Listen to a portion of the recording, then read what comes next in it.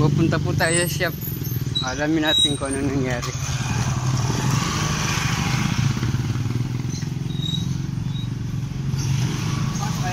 Oo.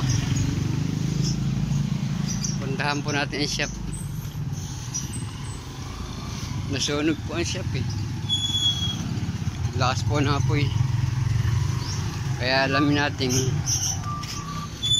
kung ano nangyari.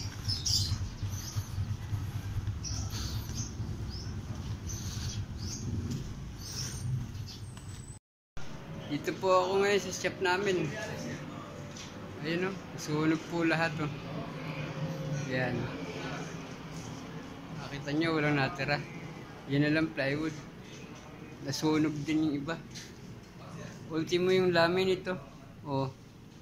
Sunog na sunog o. Itong dapat na i-deliver ngayon. Sunog din. Ayan, pati yung mga mesa o. Sunog lahat ng lamesa. Ultimo yung pantistis namin ng kahoy. Ayan po. Pantistis namin. Sunog lahat oh. Ayan. Tinan nyo lumambot oh. Oh. Yung talim namin lumambot. Oh, nasunog lahat. Pati ventilador. Yung office na andun eh. Wala. Sunog na sunog po. Sunog yung office natin dong. Ultimo ito. Gagawin table. Ayan. Sunog din. Kaya sana tulungan po natin ang ship ng boss ko. Tingnan nyo po nangyari sa ship namin oh. Sunog. Naubos. Ayan, pati office oh. Sunog na sunog. Ayan po, chef namin. Ayan. Nasunog yung chef namin. Ito po, nangyari sa chef namin. Nasunog. Nagmula lang po sa pintura yan. Ayan po, sunog na sunog. Naubos yung aming gamit.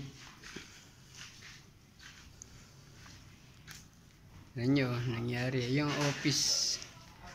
Ayan yung istakan ng pintura. Ubos na ubos. Oh. Wala pong natira. Wala pong natira sa amin. Ayan o. Oh. Ayan, tinan nyo. Ultimo yung plywood. Oh, lahat ng inassemble sunog oh. Tignan nyo yung mga bangkong dapat i-deliver na nasunog din oh. Yung second floor boss oh.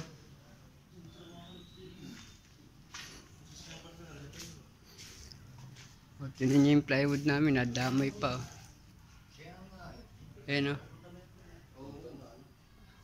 Nadamay po ang plywood.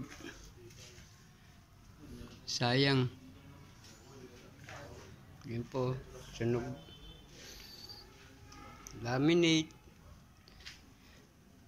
Biglaan po ang ano. Tupok lahat. Oh. Natupak po lahat.